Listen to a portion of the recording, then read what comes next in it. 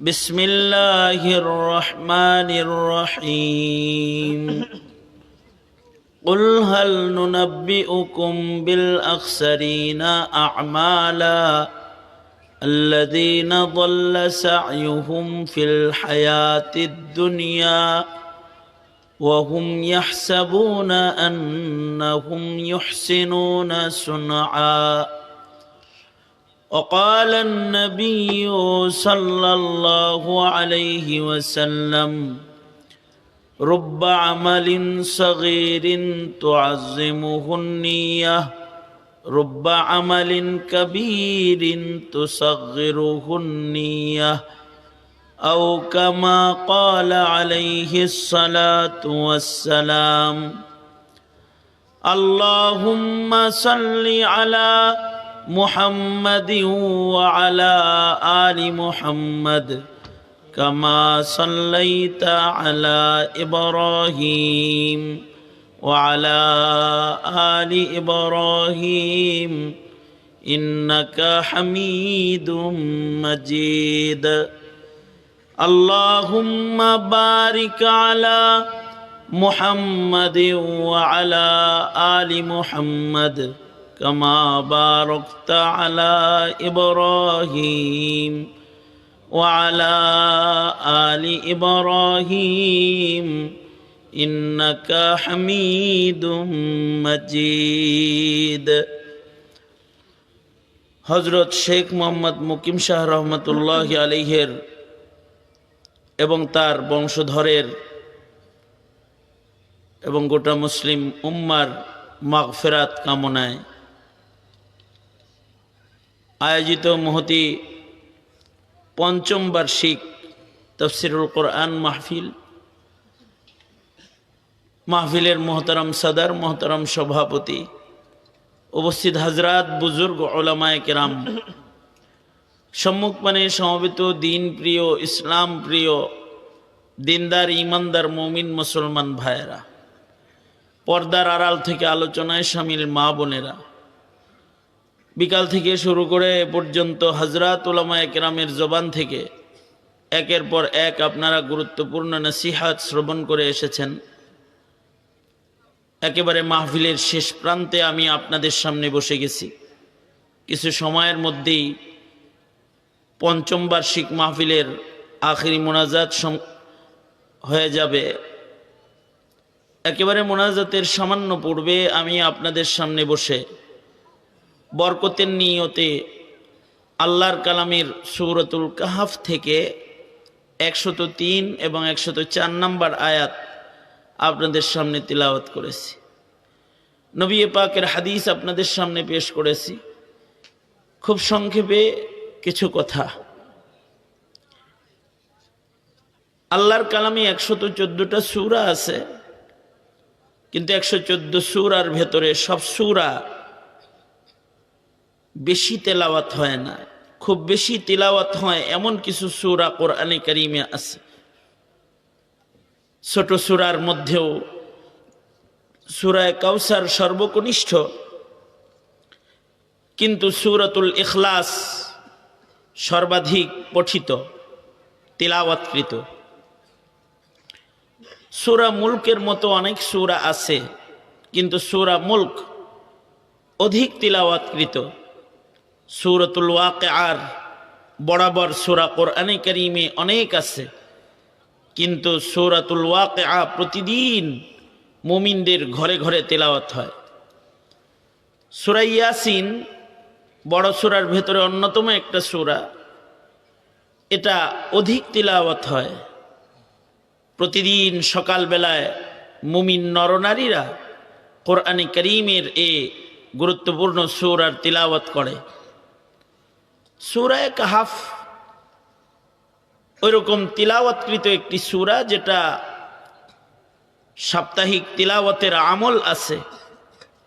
নবীজি বলেছেন, ইয়াউমুল জুমআতে কেউ যদি সূরা কাহফ তিলাওয়াতকারী হয়, এই আমল যারা করবে, সূরা কাহফ তিলাওয়াতের আমল, তাদেরকে আল্লাহ তাআলা দাজ্জালের ফিতনা থেকেও হেফাজত করবে।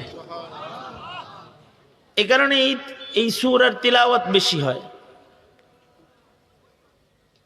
যতগুলো সূরার তিলাওয়াত বেশি হয় আলাদা আলাদা ফজিলত রয়েছে। সূরা ইয়াসিন একবার পড়লে 10 খতম কোরআনের সওয়াব, কোরআন তেলাওয়াতের সমপরিমাণ সওয়াব আমলনামায় জমা হয়। দিনের সকল হাজাত আল্লাহ পাক পূরণ করে দেয়। সূরাতুল ইখলাস এক লাইনের সূরা, কিন্তু এরকম একটা ফজিলত আছে যে ফজিলতের কারণে এই সূরাকে অনেক বেশি তিলাওয়াত করা হয়। সাহাবায়ে কেরামের কেউ কেউ তো রাকাতে রাকাতে সূরা পড়তেন, খুব বেশি পড়তেন। শেষ বেলায় আল্লাহর নবী ডেকে জিজ্ঞেস করেছেন, এত বেশি পড়ো কেন? সাহাবী বলে, আমি এই সূরাকে ভালোবাসি। নবীজি বললেন, এই সূরা তোমাকে আল্লাহর জান্নাতে নিয়ে যাবে, পৌঁছায় দিবে। তাহলে এই যে ফজিলতের কারণে এই সূরাগুলো অধিক তিলাওয়াত করা হয়। কিন্তু আশ্চর্য বিষয়, আমাদের সন্তানেরা এখন দিন শিক্ষার থেকে এতই দূরে যে এই ছোট ছোট সূরাগুলো এখন আমাদের সন্তানরা পড়তে পারে না। আওয়ামী লীগের শাসন আমলে সকালবেলার সবাহি মক্তব বন্ধ হয়ে গেছে। এরা ক্ষমতায় আসার পর থেকে সকালবেলার স্কুল চালু হয়েছে, মসজিদের মক্তবগুলো বন্ধ হয়ে গেছে। আমাদের ছেলেরা এখন ছোট ছোট সূরাও পারে না। প্রাইমারি পর্যন্ত যতটুকু ধর্ম শিক্ষার জোরালো অবস্থান ছিল সেটাও নাই। সেটাকে ঐচ্ছিক বানায়া, ধর্ম শিক্ষাকে ঐচ্ছিক শিক্ষায় পরিণত করে আমাদের ছেলে মেয়েকে ধর্ম শিক্ষার আগ্রহ থেকে পরিপূর্ণ দূরে সরায়া আমাদের সন্তানদের কালিমাটা পর্যন্ত ভুলাইয়া দিয়েছে। এই যে হালাত, এই হালাতের কারণে আমাদের ছেলেরা তো সূরা ইখলাসও পারে না। সূরা ইয়াসিন তো অনেক দূরের কথা, সূরাতুল ওয়াকিয়া তো অনেক দূরের কথা। কিন্তু যদি এগুলোও পারত তাইলে নেকির পালা বড় করতে পারত, জান্নাতে বাড়ি বানাইতে পারত। কারণ হাদিসে আছে, কেউ যদি সূরাতুল ইখলাস ছোট্ট সূরা একবার পড়ে, তার আমল নামায় 10 পারা পরিমাণ কোরআন পড়ার সওয়াব আমল নামায় জমা হয়ে যায়। কেউ যদি 2 বার সূরা ইখলাস পড়ে, 20 পারা পরিমাণ কোরআন পড়ার সওয়াব আমল নামায় জমা হয়। 3 বার পড়লে 1 খতম পরিমাণ, 6 বার পড়লে 2 খতম পরিমাণ কোরআন পড়ার সওয়াব আমল নামায় জমা হয়। 9 বার যদি কেউ সূরাতুল ইখলাস পড়ে, 3 খতম পরিমাণ কোরআন পড়ার সওয়াব, 3 খতম পড়ার সওয়াব আমল নামায় জমা হয়। কেউ যদি এক বর্ষায় মাত্র 10 বার সূরা ইখলাস পড়ে, তার জন্য মহান আল্লাহ জান্নাতের মধ্যে একটা প্রাসাদ বাড়ি বানায়। মানে 10 বার সূরা ইখলাস পড়তে কয় মিনিট সময় লাগবে? 2.5 মিনিট, 3 মিনিট। এর ভেতরে জান্নাতে একটা বাড়ি বানানো যাবে।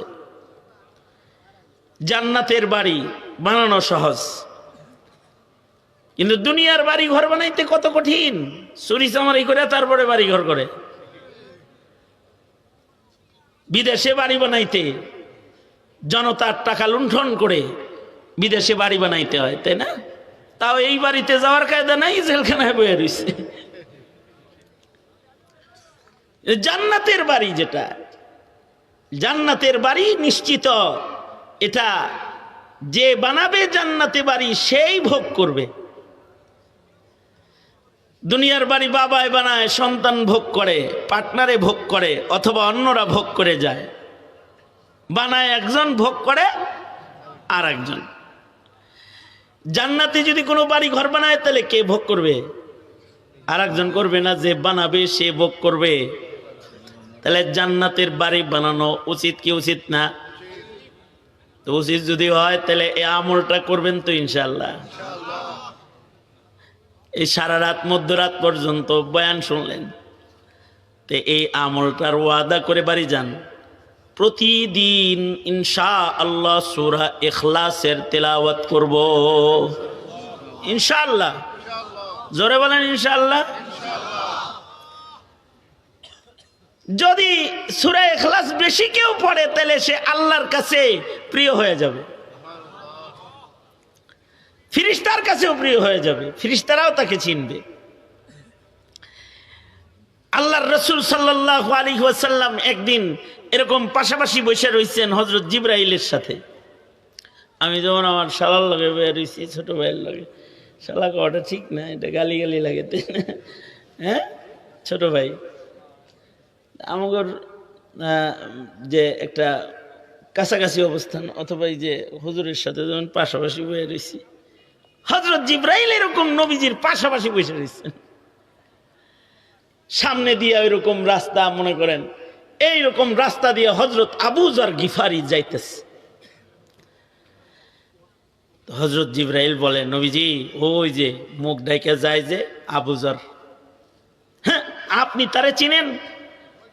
হযরত জিবরাইল বলে কি, আমি খালি চিনি না, সব ফেরেশতারা চিনে। হ্যাঁ রে, সব ফেরেশতারা চিনে। কোন কারণে সব ফেরেশতারা তারে চিনে? জিবরাইল, হযরত জিবরাইল বলে, সরকার আপনার সাহাবী আবু যরের বিশেষ দুইটা গুণ। কয়টা গুণ? কয়টা গুণ? এক নাম্বার গুণ হলো লিসিগারিহি আলা নাফসিহি, সে নিজেরে নিজে ছোট মনে করে। নিজেকে যে ছোট মনে করে, অযোগ্য মনে করে, দুর্বল মনে করে, অপরাধী মনে করে, নিজেকে যে দুর্বল বানায় তাকে আল্লাহ পছন্দ করে। আর যে নিজের সবল মনে করে, নির্দোষ মনে করে, ওটা দোষ বেশি করে। যে নিজেরই নির্দোষ মনে করে, সবচেয়ে ভালো মনে করে, যেমন শেখ হাসিনা। শেখ হাসিনা মনে করে যে এই দেশে যা মানুষ আছে সব মরে যাক, আমি একা পয়সা থাকি, এটা আমার বাপ স্বাধীন করছে, আমি একাই থাকবো, কেননা আমার চাইতে ভালো তো এই বাংলাদেশে আর কেউ নাই আমার চাইতে ভালো, এটা তার ধারণা। এ কারণে সব মাইরা হে বাঁচতে রাজি, ঠিক না? আর আরেকটা বিষয় হলো, নিজেকে নিজে যারা তুচ্ছ মনে করে, ছোট মনে করে, তারা নিজেদের অপরাধ দেখতে পায়। আর যারা নিজেকে ভালো মনে করে তারা খালি নিজেদের নেকির কাম দেখতে পায়, ভালো কামগুলো দেখতে পায়, অপরাধগুলো তারা দেখে না। অপরাধ যখন তারা দেখে না, তখন তাদের অপরাধের জন্য অনুশোচনা কখনো আসে না, এবং অপরাধের কারণে তাদের তওবা কখনো নসিব হয় না। যেমন শেখ হাসিনা কয়দিন আগে বক্তব্য দিয়েছে, আমার কি দোষ, এরকম বলছে না, আমি একজন স্বজনহারা মানুষ, আমার কি দোষ? হের যে কি দোষ এটা সে দেখেই না। যে নিজের দোষ দেখে না, শুধু গুণ দেখে, ও ইবলিস হয়ে যায়, শয়তান হয়ে যায়। যেমন ইবলিস খালি নিজের গুণ দেখে, আনা খায়রুম মিনহু, আমি আদমের চাইতে ভালো, এটা দেখতেছে।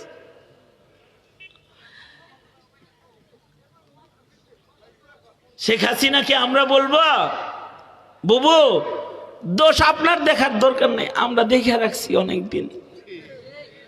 এই দেশের জনতা আপনার দোষগুলো সব নোট করে রেখেছে, আপনি যেহেতু দেখেন না, আয়া পড়েন খালি, আপনারে আমরা চোখে আঙ্গুল দিয়ে দেখায় দেব এবং বিচার করব আপনার। আসেন, আপনি আইসা পড়েন। এদেশের মানুষদেরকে ত্যাক্ত করতে করতে এমন ত্যাক্ত করেছে যে ইন্ডিয়ায় ভাষণ দিয়ে শেষ বেলায় 32রেও শেষ করে ফেলাইছে, 0-0 করে ফেলাইছে। ওটা তো 32 ছিল, এই 32টা 0-0 হয়ে গেছে। এরপরেও চোখ কান খুলে না কারণ। এদেশের কত মানুষ হত্যা করলো এগুলো ভুলে গেছে, সব বিডিআর মারা ভুলে গেছে, শাপলা চত্বর যে রক্তে লাল করেছিল ভুলে গেছে, রাজপথে নির্দোষ মানুষদেরকে গুলি করে মেরেছে সব ভুলে গেছে। উনি কিছু করে নাই, নির্দোষ, নিজের দোষ দেখে না। এ কারণে নিজের দোষ দেখবেন সবসময়। নিজের দোষ দেখলে কি লাভ? নিজের দোষ দ্বারা দেখি কৃত অপরাধ যদি কেউ গণনা করে যে আমি কয়টা গুনাহ করছি, গুনার গণনা যার আছে তার তওবার নসিব হয়। যেমন বুখারী শরীফে আছে 100 খুনের আসামি তার 100 খুন গণ্য রাখছে। মানে 100 খুন তো গণ্য রাখার কথা ছিল না, কিন্তু কয়টা অপরাধ করছে এটা কি করছে, গণ্য রাখছে। আর কিছু কিছু মানুষ আছে একবার ভালো কাজের বিল বোর্ড আছে, ভালো কাজের কি আছে, বিল বোর্ডটা না, ভালো কাজ যা করছে এগুলো সব লিখে দেয়। আমি এতগুলা মসজিদ বানাইছি, এত রাকাত নামাজ পড়ছি, তোমরা সবাই নেতারা বলো আমি সব উপজেলায় একটা করে মসজিদ বানাইছি, আমি 70 রাকাত নামাজ ডেলি পড়ি, আমি এশাকের নামাজ না পড়ে সেজদাতে থাকি, যা নামাজ থেকে উঠি না, এগুলো বলাইছে আর কি। ছোটখাটো যার নেকির কাম করছে এটি খালি বলছে খালি। কিছু মানুষ আছে তাদের নিজের নেকির কামকে নষ্ট করে ফেলায় এভাবে বলে। আর কিছু মানুষ আছে তাদের জীবনে নেকির কাম কিছু হয়, কিন্তু তাদের ঈমান নষ্ট হওয়ার কারণে তাদের নেকির কোনো মূল্য থাকে না। যেমন এই শেষ ভাষণ যেটা আপনারা অনলাইনে শুনলেন, এই ভাষণে একটা স্লোগান দিচ্ছে যে ধর্ম যার যার উৎসব, কথা কয় না, ধর্ম যার যার উৎসব, এটাই তার মূল কথা। এই কথার উপরেই সে আছে, এটা বলছে না সবাইকে। আপনারা বলুন তো, উৎসব পূজা কি সবার? জোরে আওয়াজ করে বলেন, উৎসব পূজা সবার? ধর্ম কি যার যার? ধর্ম কোনো ব্যক্তির? পূজা থাকলে জোরে আওয়াজ করে বলেন ধর্ম কার? জোরে বলেন। যদি কেউ এই জিনিসটা না বুঝে তার ঈমান থাকবে কি? ঈমান থাকবে তো? কারণ যদি ঈমানই না থাকে তাহলে তার নামাজেরই কি দাম, তার সাদাকা খায়রাতেরই কি দাম, তার নফল ইবাদতেরই কি দাম রবে যদি ঈমানই না থাকে?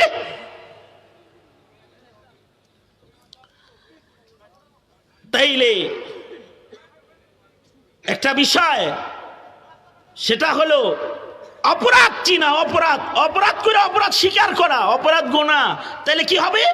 তওবা নসিব হবে। সন্ধ্যাবেলায় গণনা করবেন যে আজকে দিনে কয়টা নেকির কাজ করছি, কয়টা গুনাহ করছি। যদি গুনার অভ্যাস করতে পারেন তাহলে তওবা নসিব হয়ে যাবে। রাতের বেলায় কয়টা অপরাধ হয়েছে, যদি এগুলো স্মরণ রাখার আদত হয় তাহলে 100 খুনের আসামির যেমন তওবা নসিব হয়েছে, নিজের গুনাহ যারা গুনবে তাদের তওবা নসিব হবে। আর যারা নিজেকে ছোট মনে করে তাদের গুনাহ তাদের স্মরণ থাকে। আর যারা নিজেরে ভালো মনে করে তারা অপরাধ ভুলে যায়, খালি নেকি স্মরণ হয়। নেকি করে যাদের নেকির বেশি স্মরণ হয়, যারা মনে করে যে আমি অনেক কাম করছি, তাদের নেকিগুলা বরবাদ হয়ে যায়, নষ্ট হয়ে যায়। এ কারণে নিজে সবসময় ছোট মনে করা। 5 ওয়াক্ত নামাজ পড়ছেন, কোরআন তেলাওয়াত করছেন, তারপরেও আল্লাহর কাছে ছোট হয়ে বলবেন আল্লাহ আস্তাগফিরুল্লাহ। দেখেন না, ফরজ নামাজ আদায় করে বলতে হয় আস্তাগফিরুল্লাহ আস্তাগফিরুল্লাহ আস্তাগফিরুল্লাহ। তার মানে হলো মা আবাদনাকা হাক্কা ইবাদাতি, ও আল্লাহ তোমার ইবাদত যেমনি করার দরকার ছিল অমনি আমি করতে পারিনি, আস্তাগফিরুল্লাহ। আল্লাহ যতটুকুন গোলামি করা দরকার ছিল করতে পারিনি, তুমি আমার মাফ করে দাও। নিজের গুনাহকে দেখা, নিজেকে ছোট মনে করা, এই সিফাতটা আল্লাহর কাছে অনেক দামি। আর যদি খালি নিজের ভালাইগুলা দেখে কেউ, তাইলে তার ভালো কাজ নষ্ট হয়ে যাবে। এটা একটা দোষ। এ কারণে কোনো ভালো কাজ করে স্মরণ রাখলে, ভালো কাজ করার পরে কেউ যদি ভালো কাজ স্মরণ রাখে, তাইলে তার ভালো কাজ নষ্ট হয় রিয়া দিয়া, গল্প কইরা, বড়াই কইরা, ইহসান জিতরায়া, বিভিন্ন কায়দায় তার নেকির কাজ নষ্ট হয়ে যেতে থাকে। এ কারণে কখনো ভালো কাজ করে স্মরণ রাখতে নাই, কিন্তু গুনাহ ভুলে যেতে নাই। গুনাহ করলে স্মরণ রাখা চাই, এর দ্বারায় অনুশোচনা পয়দা হয়, এর দ্বারায় তওবা নসিব হয়। বুখারী শরীফের ভেতরে একটা অধ্যায় আছে, ওয়াকিআতু বনি ইসরাইল, বনি ইসরাইলদের ঘটনা বলি নবী বর্ণনা করছেন। একটা কথা মনে রাখবেন, তাওরাতের ভেতরে বনি ইসরাইলের যা যা আছে ওগুলোর ভেতরে সন্দেহ আছে, কারণ তাওরাতের ভেতরে তারা সহজতে নিজেরা অনেক কিছু লিখেছে, তাওরাতকে পরিবর্তন করেছে, তাহরিফ লুগাবি মানবী তাহরিফ করেছে তার ভেতরে এরা। কিন্তু বনি ইসরাইলের কোনো কিছু যদি মুহাম্মদুর রাসূলুল্লাহ সাল্লাল্লাহু আলাইহি ওয়াসাল্লাম বলেন, তাওরাতে যেটা আছে ওইটাও ভুল হইতে পারে, কিন্তু নবীজি বনি ইসরাইলের কিছু যদি বলেন সেটা ভুল নাই, কারণ আমার নবীজি নিজের থেকে কিছু বলে না, নবীজি তাই বলে যা আল্লাহ বলে। বুখারী শরীফের ভিতরে আল্লাহর রাসূল বনি ইসরাইল সম্পর্কে বলেছেন, সেগুলোকে ইমাম বুখারী একত্রিত করেছেন। তার ভেতরে যে সকল ওয়াকিআগুলো বুখারী শরীফে এক জায়গায় এসেছে ৩-৪ পাতার ভেতরে, এর ভেতরে একটা ঘটনা আছে কাফন চোরের, যে কাফন চোর নিজের সন্তানদের বলতেছে যে আমি তো অপরাধী, সারা জনম কাফন চুরি করছি। একটা বিষয় খেয়াল করেন, কাফন চুরি কইরা এটা তার, সে যে চোর, এটা সে কি করছে, কথা কয় না, হে যে চোর, এটা কি করছে, সে স্বীকার করছে, মানে বুঝতেছে যে আমি তো একটা চোর। কিন্তু আস্ত খুনি, আমি তো পবিত্র, নিজের মনে করি আমি তো পবিত্র, আমি তো কোনো গুনাই করি নাই। ডাকাত দেশের সব সম্পদ লুট করেছে যারা, এই শয়তানগুলা, ওরা যে লুটপাট করেছে ভুলে গেছে সব, স্মরণই নাই। কাফন চোরের স্মরণ আছে যে আমি তো একটা কাফন চোর, এটা যখন স্মরণ আছে তখন সে তার সন্তানদেরকে ওসিয়ত করতেছে, আয় সন্তানেরা, আমি যদি মরে যাই, আমি মরে গেলে আমার লাশ আগুনে পুড়াইয়া দিবি, আগুনে পুড়ে যাওয়ার পরে যে ছাইগুলা হবে, ছাইগুলাকে 2 ভাগ করে 1 ভাগ বাতাসে উড়াইয়া দিবি, 1 ভাগ পানিতে ভাসাইয়া দিবি। সন্তানরা বলে এরকম কোন সমস্যা আছে? বিচারের দিবসে আমি আল্লাহর সামনে কথা বলার সাহস আমার নাই। সত্যই করেছে। সন্তানরা বাবার লাশ আগুন দিয়ে পোড়াইছে, লাশটাকে আগুনে পোড়ায় ছাই হওয়ার পরে অর্ধেক ছাই বাতাসে উড়াইয়া দিছে, অর্ধেক ছাই পানিতে ভাসাইয়া দিছে। আল্লাহ তাআলা তাকে খাড়া করছে। আল্লাহ বাতাসে বলছে, এই বাতাস, তোর ভিতরে একজন লুকাইছে, বাইর করো রে। তো বাতাস এক জায়গায় করে ফেলছে। পানিকে বলেছে, এই পানি, তোর ভেতরে আমার এক বান্দা লুকাইছে, বাইর কর। বলেন তো বাতাস পানি কার কথায় চলে, জোরে বলেন। আল্লাহ তাআলা যখন বলছে বাইর করে দি, তো লোকটা তো অস্তিত্ব এসে গেছে। আল্লাহ তাআলা তাকে বলে, এই এরকম ড্রামা করলি কেন? নিজেরে পুরাইলি, ছাই হইলি, পানিতে গেলি, বাতাসে গেলি, লুকাইলি, এগুলো করলি কেন? বান্দা কয়, আল্লাহ, কেউ না জানলে আপনি তো জানেনি কি লেগে করছি। আমি আপনাকে ভয় পাই, আমি আপনাকে ভয় পাই। আপনার কাছে খাড়ানোর মতো চেহারা আমার নাই, আমি আপনাকে ভয় পাই। আল্লাহ বলেন, আল্লাহর রাসূল বলে, আল্লাহ বললেন, যা তুই যে তোমার ভয় পাস, তোরে আমি মাফ করে দিলাম। সুবহানাল্লাহ। আরেকটু আস্তে করে বলেন সুবহানাল্লাহ। না, আরেকটু আস্তে বলেন, আরেকটু আস্তে করে বলেন। কতটুকের কারণে বলছে মাফ করলাম? কতটুকুনের কারণে ভয় পায়? বিচার দিবসে আদালতে কিবরিয়াতে আল্লাহর আদালতে দাঁড়াইতে ভয় পায়। এ কারণে আল্লাহ বললেন তার মাফ করে দিলাম। কেউ কেউ বলেন ও যে নিজেরে আগুন দিয়ে পুরাইলো, বাতাসে লুকাইলো, পানিতে লুকাইলো, কেউ কেউ বলে আর কি, পানির ভেতরে লুকাইলো, বাতাসে লুকাইলো, তাইলে কি সে পুনরুত্থান বিশ্বাস করে না? মানুষ যত কঠিন থেকে কঠিন ভাবে ওই লুকাক না কেন, তাকে দ্বিতীয়বার পুনরায় আল্লাহ পাক খাড়া করবেন। এই ব্যাপারে আল্লাহ পাক অক্ষম না সক্ষম? না, আমরা যে মরবো, আমরা মরে গেলে, এই নাস্তিকরা এটা বিশ্বাস করে না, আমরা যে মরবো, মরার পরে মাটির ভেতরে মিশে যাব, মিশে যাওয়ার পরে আমাদের আবার দ্বিতীয়বার আল্লাহ তাআলা আমাদেরকে বাস বাদাল মাউত, আল্লাহ পাক আমাদেরকে আল্লাহর আদালতে দাঁড় করাইবেন, পুনরায় জীবন দান করে আমাদেরকে খাড়া করবেন। বুঝা উত্তর দিয়েন, এইটা যদি কেউ না মানে সে কি ইমানদার না বেঈমান? তার মানে সবার এই ঈমান লাগবে আল্লাহ আমাদের দ্বিতীয়বার খাড়া করতে সক্ষম। কারণ আল্লাহ পাকের কোনো কাদের মুতলাক, ওয়া হুয়া আলা কুল্লি শাইইন কাদির, তিনি সব কিছুর উপরে কাদের মুতলাক, তিনি সব কিছুর উপরে সক্ষম, তার অক্ষমতা নাই। মানুষ অক্ষম, মানুষ কি?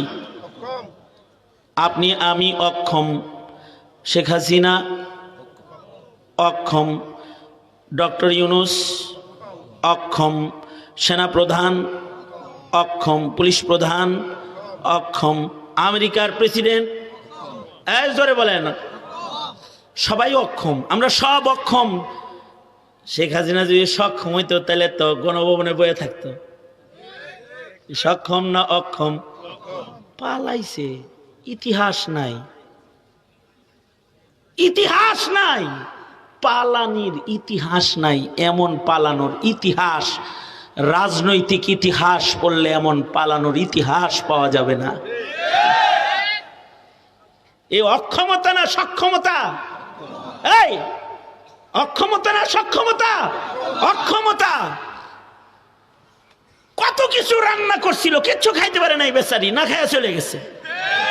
এগুলো সব খাইছে হইলো আমাদের ওই ছাত্ররা, ওরা যায় দেখে মজার মজার রান্না টান্না করা আছে, সব ওরা খেয়াল আইছে।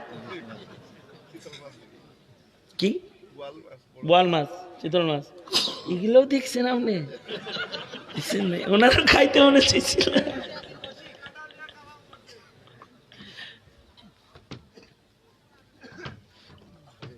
রবি ভাই চলে যেতেছেন নাকি আবার?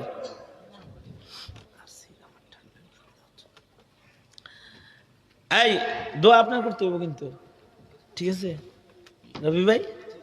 দোয়া আপনি করবেন, হ্যাঁ?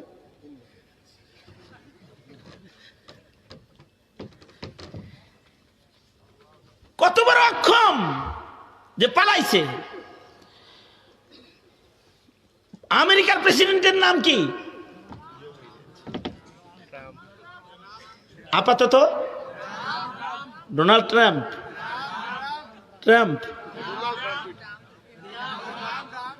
ডাম, ডাম না ট্রাম্প, ডাম।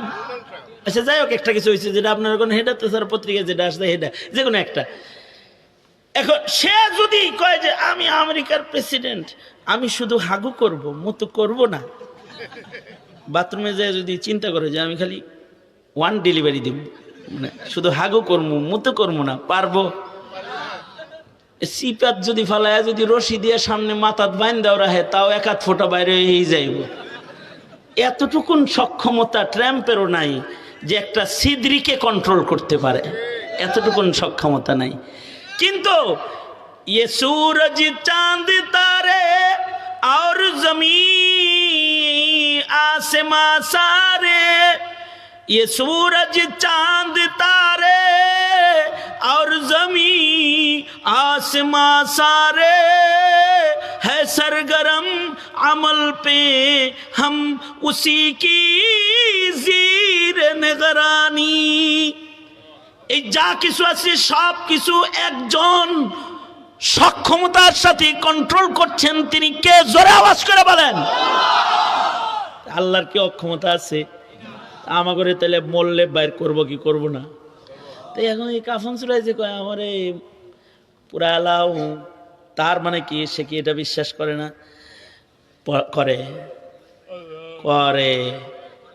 ফাতহুল বারিতে ইবনুল হাজার আসকালানি বলেন সে বাস বাদাল মাউত বিশ্বাস করে, কিন্তু সে নিজের নিজে ছোট মনে করে।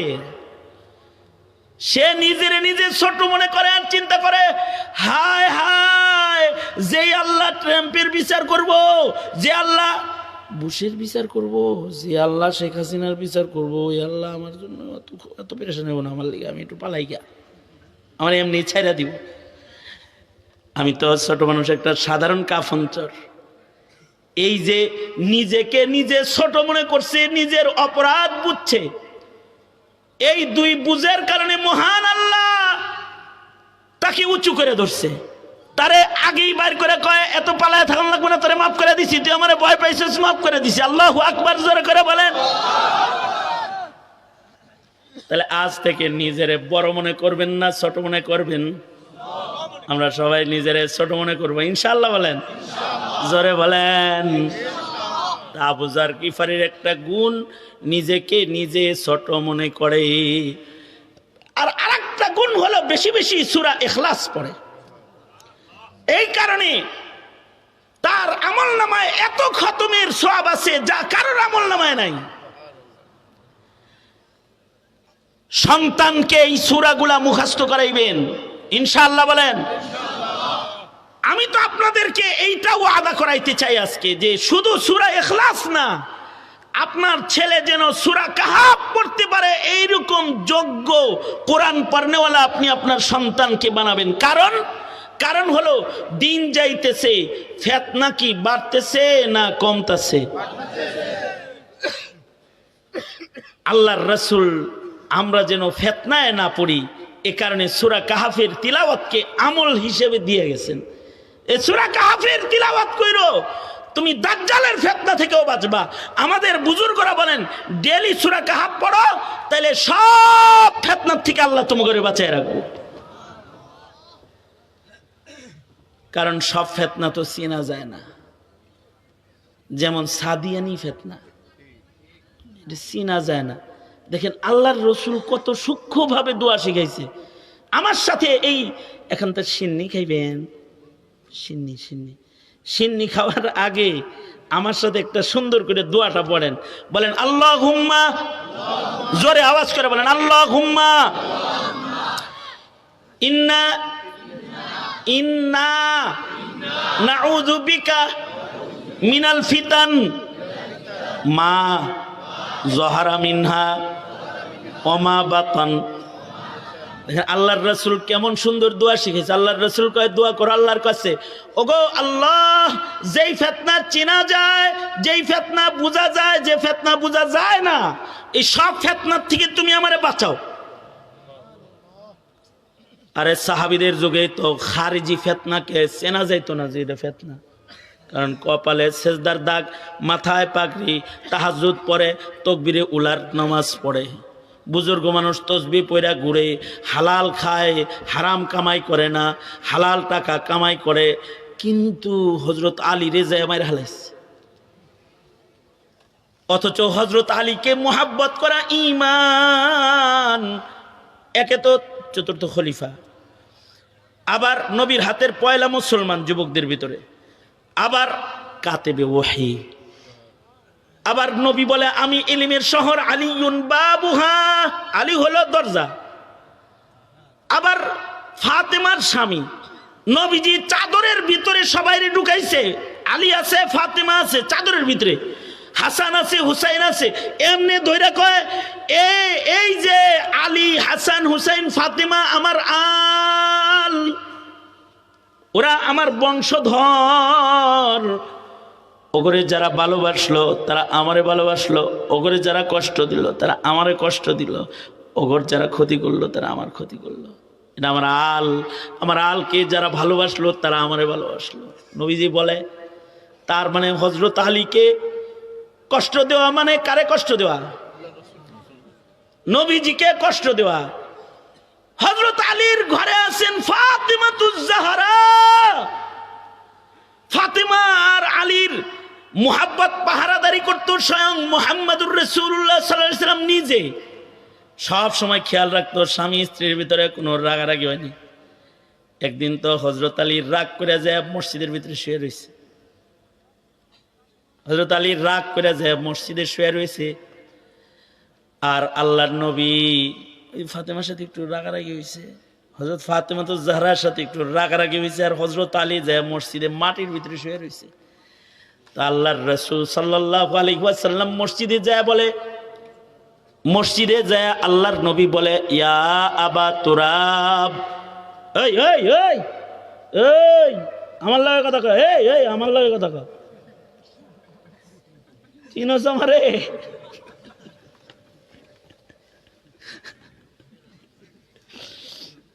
ডরাই গেছে, ভয় দেখাইছি আর কি,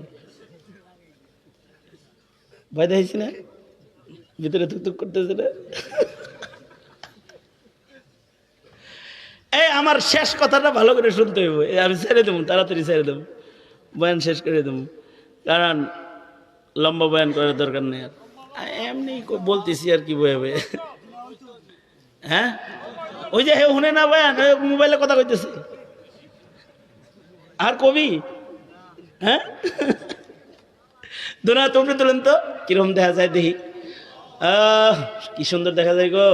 এই রে এরকম না, এরকম সোজা, এমনি এমনি নাড়েন তো দেখি। এই সোজা করেন, সোজা করেন, সোজা করেন, আস্তে আস্তে নাড়েন, ইরুম ইরুম করেন কে, আস্তে আস্তে এরকম এরকম করেন। কি সুন্দর দেখা যায়, মাশাআল্লাহ। হাত নামান, এবার জোরে আওয়াজ করে বলেন সুবহানাল্লাহ। খাওন দাওনের আগে কিছু নেকি কামাই করে লন না ভাই, এরকম করেন কে? জোরে আওয়াজ করে বলেন সুবহানাল্লাহ, আলহামদুলিল্লাহ, লা ইলাহা ইল্লাল্লাহ, আল্লাহু আকবার, আল্লাহু আকবার। মাশাআল্লাহ। এখন যেহেতু আমার দিকে হইছেন, এই কথাটা খুব খেয়াল করে শুনেন, বললে তো রাগ করে গেলে ফাত করে উঠেন। আর আমাদের সমাজের অবস্থা হলো, মেয়েরা যদি বাপের কাছে বিচার দেয় না, মেয়ের বাপ তো আরো হিট পারে, তো জামাইরে ধরে না পিটায়। এরম আমার মেয়ের দিকে তাকাইছে, মানে বুঝ দিতে চায় না। কিন্তু আল্লাহর রাসূল যায় ফাতেমাকে যায় যখন দেখছে, কি ব্যাপার মুখ কালো করে বয়ে রইছো কেন?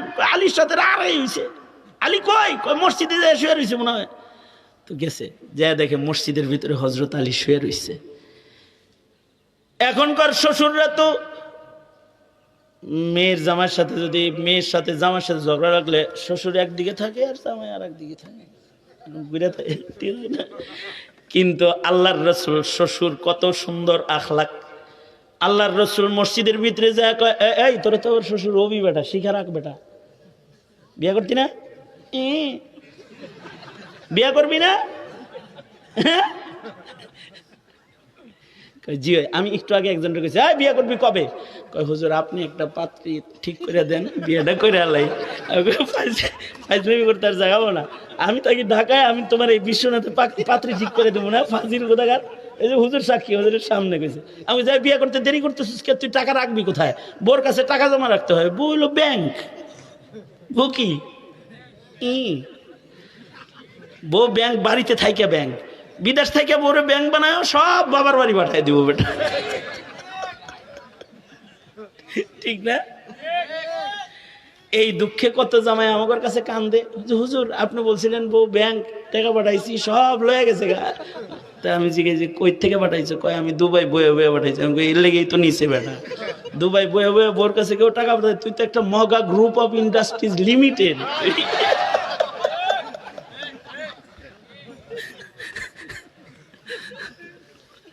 আল্লাহ, যাক একটু রসিকতা করলাম আর কি, অনেকদিন পরে পরে তা, অনেকদিন পরে পরে আসি তাই একটু রসিকতা করি। রাগ হয়েছেন নি? ওই যে আর পিচ্ছি পিচ্ছি কয় খুশি হয়েছে, ও খুশি হইলো কি লেগে মনে হয় রেডি হয়ে রয়েছে বিয়ে করার লেগে।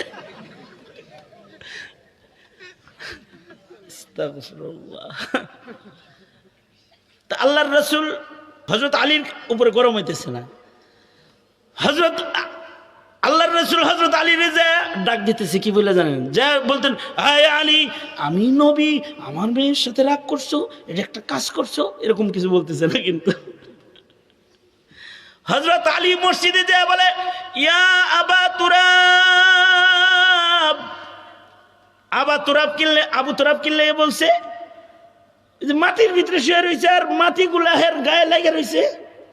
হযরত আলী যে রাগে মাটির ভিতরে গড়াগড়ি করতেছে, শরীরের মধ্যে অনেক মাটি লাগছে। আল্লাহর রাসূল বলে, এই মাটির বাপ।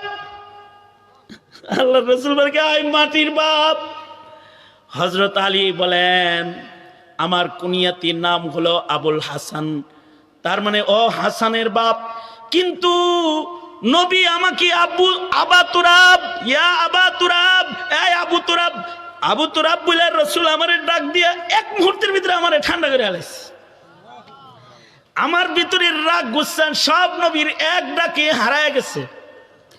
হযরত আলী বলেন, এরপর থেকে কেউ যদি আমার আবু তুরাব বলে ডাক দেয়, ইয়া আবা তুরাব বলে ডাক দেয়, তাহলে আমার খুশি লাগে বেশি। কারণ এইভাবে আমাকে ডাক দিয়েছে মুহাম্মাদুর রাসূলুল্লাহ সাল্লাল্লাহু আলাইহি ওয়াসাল্লাম। তার মানে আলীকে আল্লাহর রাসূল কত মুহাব্বত করে। আলীকে ধইরা নিয়া নিজের মেয়ের কাছে দিয়ে আসছে, যে কয় ঝগড়া করো না, একজন আরেকজনের ভালোবাসবা। এই আলীরে মাইরা খারেজি একটা কয় কি কয়, তরবারির টাকাটা হালাল হইছে। মানে হযরত আলীরে মাইরা কইতেছে, কয় তরবারির টাকাটা উঠছে, হালাল টাকাটা উঠছে। কত বড় ফিতনায় পড়ছে। সেম কোয়ালিটি সাদিয়ানি ফিতনা। ইস্তেমায় যে নামাজিরে মাইরা কয় আলহামদুলিল্লাহ গাজী হইছি, গাজী হইছি। এই গাজী হইছো, আস্তা একটা পাজি হইছো। গাজী না, তুমি পাজি হইছো, ফিতনা চিনো নাই তুমি। এখন কেউ যদি সাদিয়ানিকে না চিনে তাইলে সে বিপদে পড়ে যাবে, সে আলেমদের থেকে দূরে যাবে, শয়তানের কাছাকাছি চলে যাবে। কি ঠিক না? ঠিক। তাহলে ফিতনা চিনতে হবে, ফিতনা থেকে বাঁচতে হবে। যেমন হাসিনা ফিতনা, হাসিনা ফিতনা যদি না চিনো তাহলে তুমি বলবা ধর্ম যার যার, উৎসব সবার, ধর্ম যার যার। আর যদি তুমি চিনো তাহলে বলবা এটা একটা কুফরি কথা, এই কথার জন্য লাথি মারলাম তোর আওয়ামী লীগের দল জীবনে করব না আমি, শুধু এই কথার কারণে। কি ঠিক না? ঠিক জোরে আওয়াজ করে বলা। জায়গার ভিতরে ভিতরে আওয়ামী লীগ ছিলা, এটি এই কথার কারণে ছাড়ো, কারণ ইমান চলে যাবে। কি চলে যাবে? জোরে আওয়াজ করে বলো। আল্লাহর রাসূল বলে, আওয়ামী লীগের যারা যেমন চিনা যায় না, কিছু মানুষ আছে দাজ্জালরেও চিনবো না, কিছু মানুষ আছে দাজ্জাল কেউ চিনবে না। কারণ দাজ্জালের স্টাইলটা আরো ভালো। কারণ দাজ্জাল হলো এমন হবে যে দাজ্জাল মানুষ মারবে, তারপরে আবার মানুষ জীবিত করবে। হাসিনা তো মারছে, কাউরে তো আর জীবিত করে নাই। দাজ্জাল হলো মারবো আবার জীবিত করব। এক হাতে পানি আর এক হাতে আগুন। তার কাছ থেকে যারা পানি পান করবে তারা দোজকে চলে যাবে, যারা দাজ্জালের আগুনে ঢুকবে তারা জান্নাতে ঢুকে যাবে। এমন কি দাজ্জাল এত বড় ফিতনা, মানুষকে যা বলবে এই তোর বাপ মরছে কবে রে? কয় 15 বছর, 10 বছর। বাপ মা দেখতে মনে চায়নি? বাবা মা কার না দেখতে মনে চায়? কয় যদি দেখাই তোর আব্বা আম্মারে তাহলে বুঝবি তো আমি কিছু। কয় হ্যাঁ বুঝবই তো কিছু। তা দাজ্জাল মোদির আন্ডারে যেমন হাসিনা থাকে, ওরকম দাজ্জালের আন্ডারে কিছু ইবলিস থাকে। দাজ্জাল করবে কি, এই ইবলিস গুলাকে বলবে ইবলিস, ওর মা বাবার আকৃতিতে ওর সামনে দাঁড়া। মা বাবার আকৃতি, শয়তানে আকৃতি ধরে করবে, আয়া বলছি বাবা কিরে কবে তুই দেখি না তোরে। বলবে কে? কবর থেকে উঠা বলবে না ইবলিসে বলবে? ইবলিসে বলবে দাজ্জালে বলবে দেখছস মা বাপ দেখছস? দেখছি, কাছে দেন, আমি আপনার দলে। এই দলে যখন বলবে ঈমান তো যাবে। আর ওইখানে যদি থাকে 10 ফেব্রুয়ারি হযরত শেখ মোহাম্মদ মুকিম শাহ রহমাতুল্লাহ আলাইহি এই মাহফিলে হাজির ছিলাম, হুজুর বলছে শয়তান তুই এগুলো পারবি। আমরা ওই দিন রাত্রিবেলায় হুজুরের কাছ থেকে শুনছি তুই মরা জীবিত করতে পারবি, তুই এরকম মা বাবার চেহারা দেখাইতে পারবি। ওই দিন শুনছি তুই এই ফাইজলামিগুলো করবি। আমরা ওই দিনের কথা মুখস্থ করে রাখছি, তুই তো দাজ্জাল, কানা দাজ্জাল, তোর কথা শুনবো কেন, তুই একটা শয়তান, এই কথা বলে ফেলবি। তখন দাজ্জাল তরবারি দিয়ে তাদের গর্দানটা কাটবে ঠিক, কিন্তু তারা সুজা আল্লাহর জান্নাতে চলে যাবে। আল্লাহু আকবার, আল্লাহু আকবার। কিন্তু যারা খালি গান শুনছো আর গান গাইছো, কোরআন পড়ো নাই, সূরা কাহাফ পড়ো নাই, সূরা কাহাফের বয়ান শোনো নাই, তারা হাক করে চায়া থাকবা। এ কারণে সন্তানকে অতটুকুন কোরআনে কারীম পড়ানো চাই যেন সন্তানরা সূরা কাহাফ পড়তে পারে। যারা সূরা কাহাফ পড়তে পারবে তাদেরকে আশা করা যায় আল্লাহ ফিতনার থেকে হেফাজত করবে। সূরাতুল কাহফের 2টা আয়াত পড়ছি। আল্লাহ বলেন, বন্ধু আপনি খবর দেন, কিছু মানুষ আছে তারা নেকির কাম করে কিন্তু হাসিনার মতো ধর্ম যার যার উৎসব সবার এরকম আকাম কথা বলে। এরকম আকাম কথা বললে তো তাদের দুনিয়ার নেকির কাজ নষ্ট হয়ে যাবে, তাদের ঈমান নষ্ট হয়ে যাবে। কিছু মানুষ আছে তারা নেকির কাজ করে কিন্তু তাদের নেকির কাজ রিয়ার দ্বারায় তারা নষ্ট করে। এই গ্রুপে যেন আমার বান্দারা না যায় যে নেকির কাম করতেছে কিন্তু নেকি নষ্ট করতেছে। সুতরাং আপনার আমার সন্তান যেন বেঈমান হয়ে ঈমান নষ্ট না করে আর নেকি নষ্ট না করে। আপনার আমার সন্তানের আমল যেন নষ্ট না করে। আপনার আমার সন্তান যেন না জেনে উল্টা পাল্টা আমল না করে। যদি মূর্খতার কবলে আক্রান্ত হয়ে যায় তাহলে তার আমল নষ্ট হয়ে যাবে। আমল নষ্ট হয়ে গেলে দুনিয়ার মেহনত বরবাদ। কুল হাল নুনাব্বিউকুম বিল আকসারিনা আমালা আল্লাযীনা দাল্লা সা'য়ুহুম ফিল হায়াতিদ দুনিয়া ওয়া হুম ইয়াহসাবুনা আন্নাহুম ইহসিনুনা সুনআ। কিছু কিছু মানুষ আছে তারা গনে যে তাদের নেকি অনেক, কিন্তু বেঈমানের কারণে নেকি নষ্ট, তাদের রিয়ার কারণে তাদের নেকির পাওয়ার নাই, তাদের জাহালাত আর মূর্খতার কারণে তাদের আমলগুলা নষ্ট হয়ে যাইতেছে। সুতরাং আমরা যেন নষ্ট আমল গ্রুপে চলে না যাই এবং আমাদের প্রজন্মের ঈমান যেন কেউ নষ্ট না করে ফেলে। সজাগ থাকবো ইনশাআল্লাহ। বলেন ইয়া আল্লাহ, ওয়াদা করিতেছি আমরা আমাদের আগামীর প্রজন্মের ঈমান রক্ষা করব, ঈমানি শিক্ষা দেব, ইবাদত শিক্ষা দেব। চিল্লা জোরে কোন ইনশাআল্লাহ, আরো জোরে আওয়াজ করে বলেন ইনশাআল্লাহ। ঈমান রক্ষার্থে উলামায়ে কেরাম যেখানে, বলেন উলামায়ে কেরাম যেখানে, এমনি এমনি কোন, যেই তবলিগে আলেম ওলামা নাই ওই তবলিগে, যেই খানকায় আলেম ওলামা নাই ওই খানকায়, এমনকি যেই রাজনীতিতে আলেমের সমর্থন নাই ওই রাজনীতিতেও আমরা, জোরে আওয়াজ করে বলেন আমরা নাই। হাত নামান, স্মরণ থাকবো তো এই কথাটা। দেহি যারা তারে ভোট দিস না, কিন্তু যারা তোর সন্তানকে ঈমান নষ্ট করবে, যারা তোর দেশের ইসলাম শিক্ষা বন্ধ করবে, যারা তোর দেশের ওয়াজ নসিহত বন্ধ করবে, যারা তোর দেশের বুরকা নিয়ে টানাটানি করবে, যারা তোর দেশের সুন্নাত দূর করে হিন্দুত্ববাদ প্রতিষ্ঠার রাজনীতি যারা করবে, তাদের রাজনীতি করবি না, করবি না তাদের রাজনীতি। কারণ প্রজন্মকে বাঁচাইতে হবে, ঠিক কিনা? যারা আওয়াজ করে বলো। এই দেশের মূল্যবান কি দোষ কি? আমি 1 বছর জেলে ছিলাম, এই বিশ্বনাথে আমাকে বয়ান করতে দেয়া হয় নাই। আমি এসে ঘুরে গেছি, মাহফিলে আসছি, আমাকে কথা বলতে দেওয়া হয় নাই। কেন কথা বলতে দেওয়া হয় নাই? কারণ কি? কারণ হলো আমরা তোদেরকে সজাগ করি। কি কথা বলো, ঠিক না বে ঠিক? জোরে আওয়াজ করে বলো। এটাই কারণ, এছাড়া অন্য আর কোনো কারণ নাই। অথচ আমার বিরুদ্ধে মামলা কি? আমি ককটেল মারছি। আমি এই মাঝ রাত্রি এখন প্রায় 1:45 বাজে, আমি কসম করে বলছি জীবনে ককটেল কোনোদিন চোখে দেখিনি আমি। আর মামুনুল হকের মামলা কি জানো? মানিব্যাগ চুরি। এই দেশের আলেমদেরকে কি রিমান্ড করেছে জানো?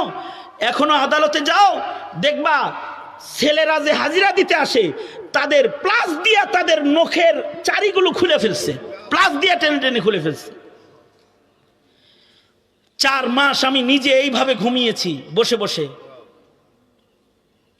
শুইতে পারি নাই। প্রতিদিন রাতে আমার মনে হতো আজকে রাত্রে মনে হয় আমার মৃত্যু হয়ে যাবে, এতটা যন্ত্রণা ছিল। 4 মাস।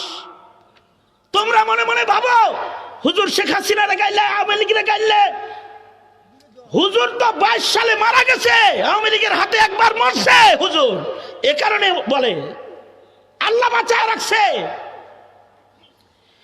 এই দেশের আলেম তলবি ইলিমদেরকে অত্যাচার করেছে, এই দেশের মক্তব বন্ধ করেছে, সিলেবাসকে তছনছ করে তোমার সন্তানকে হিন্দু আর খ্রিস্টান বানাইবার চক্রান্ত করেছে এরা হলো তারা। আমরা সরকারের কাছে দাবি জানাবো তাদের রাজনীতি নিষিদ্ধ করা হোক।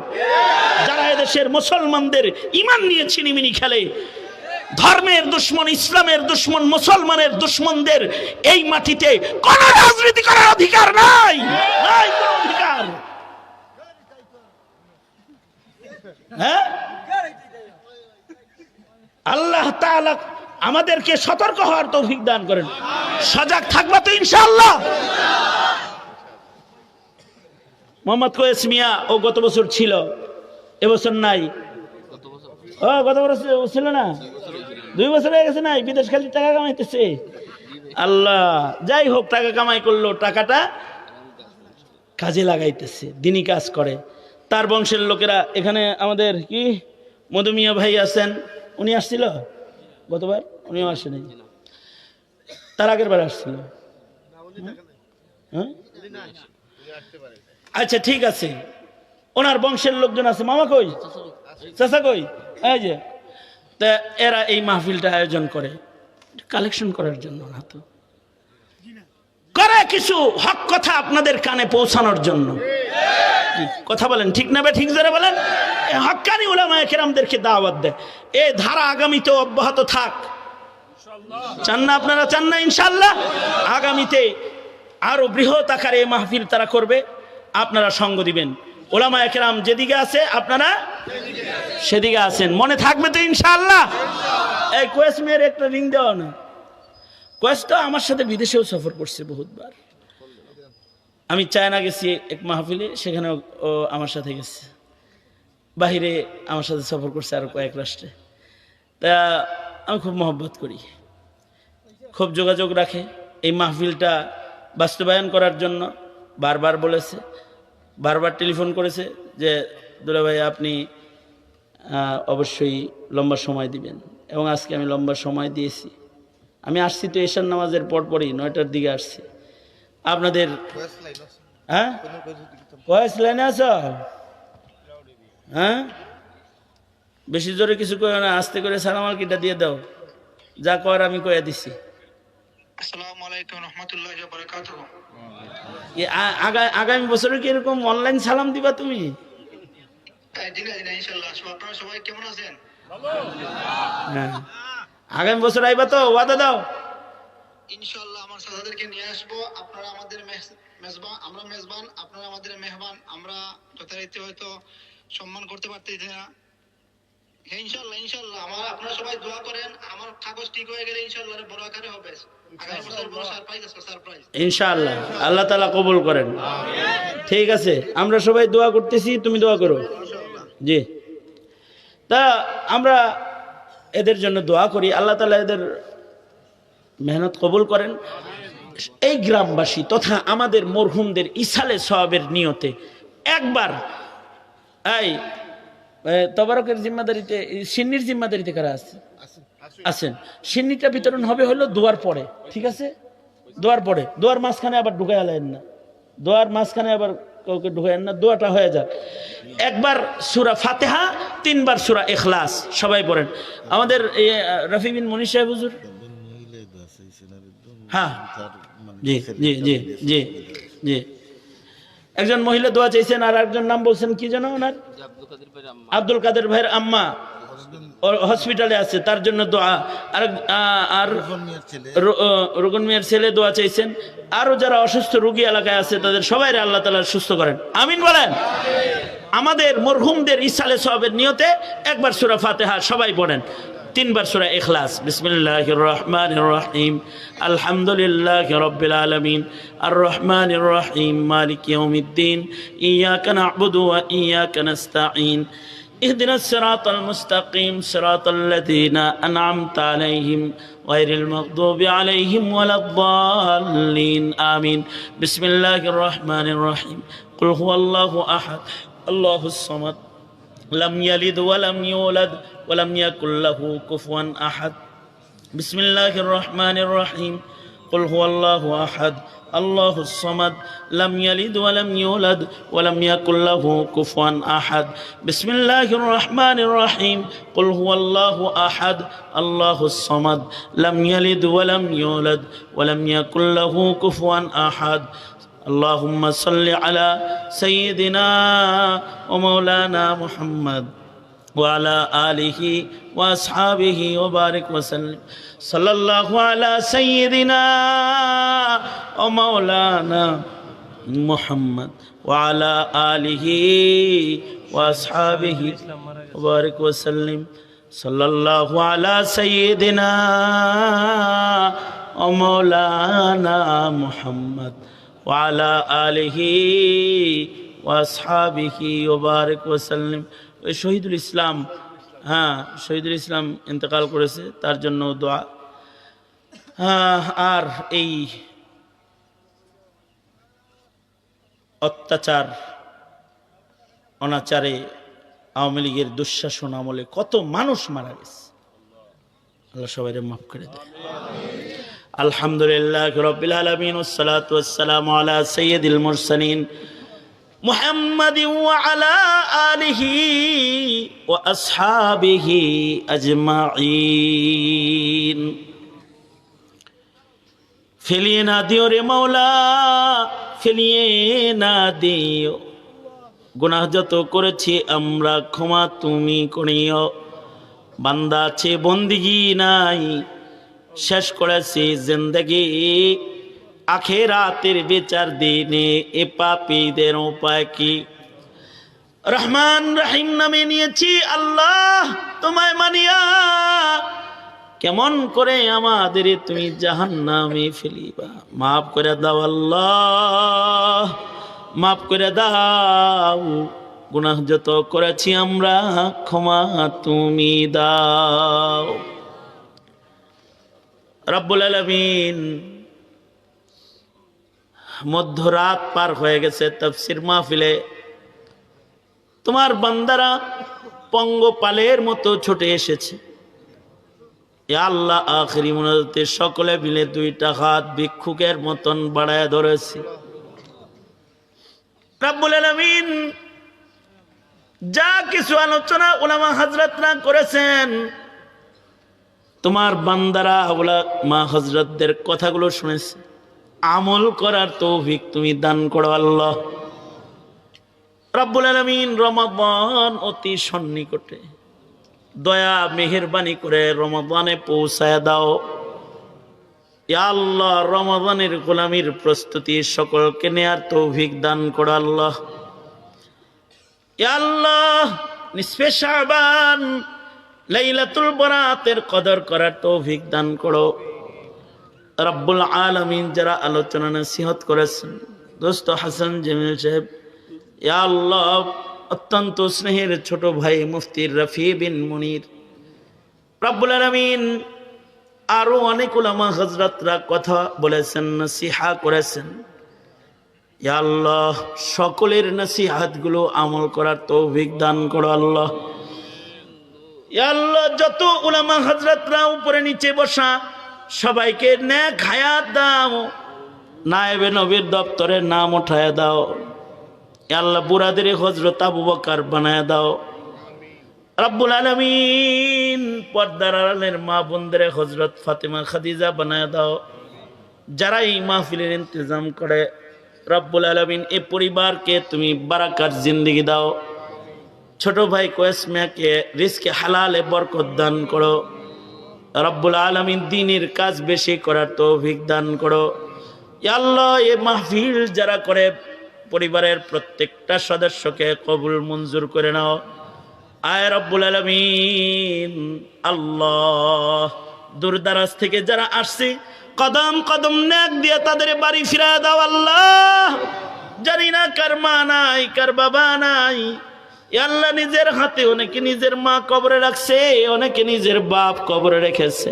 যাদের আব্বা আম্মা কবরে চলে গেছে তাদের আব্বা আম্মার কবর জান্নাতের বাগান বানায় দাও ইয়া আল্লাহ। যাদের আব্বা আম্মা অসুস্থ, সুস্থ করে দাও, শিফা দান করো ইয়া আল্লাহ। অনেকের জন্য দোয়া চাওয়া হয়েছে, যে যে উদ্দেশ্যে দোয়া চেয়েছে সকলের নেক উদ্দেশ্য পূরণ করে দাও ইয়া আল্লাহ। অসুস্থ রোগী যারা হসপিটালে তাদের সুস্থ করে দাও আল্লাহ রব্বুল আলামিন।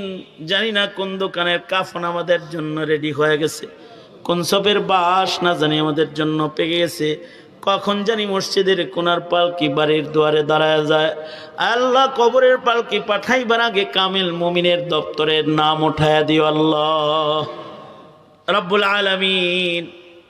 সুদূর বাংলার এক প্রান্ত হতে আমাদের সালাম পেয়ারা নবীর রওজা থারে পৌঁছায় দাও রব্বুল আলামিন। আল্লাহ, এই দেশে মিল্লাতকে ইয়া আল্লাহ তুমি রক্ষা করো। হার কিসমের দুশ্মনের দুশ্মনী থেকে হেফাজত করো। স্বাধীন সার্বভৌম জমিনের স্বাধীনতার সার্বভৌমত্বকে রক্ষা করো। যত কল্যাণ যত মঙ্গল সব আমাদের দান করো। অকল্যাণ আর অমঙ্গল হইতে ধরে ধরে আমাদের বাঁচাও।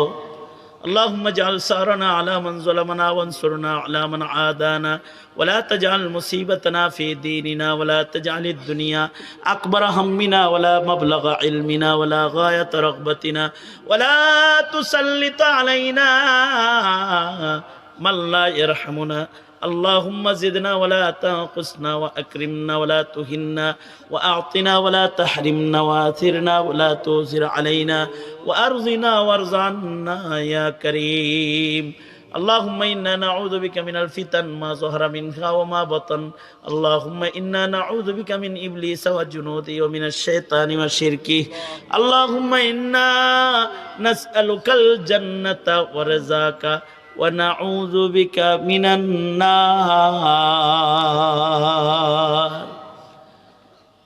আল্লাহ, অনেক কিছু বলার, সংক্ষেপ কথা। যত কল্যাণের দুয়ারগুলো খুলে দাও, অকল্যাণ হতে ধরে ধরে আমাদের তুমি বাঁচাও। সুবহানা রাব্বিকা রাব্বিল ইজ্জাতি আম্মা ইয়াসিফুন ওয়া সালামুন আলাল মুরসালিন ওয়ালহামদুলিল্লাহি রাব্বিল আলামিন। আমিন আমিন আমিন বিরহমাতিকা ইয়া আরহামার রাহিমিন।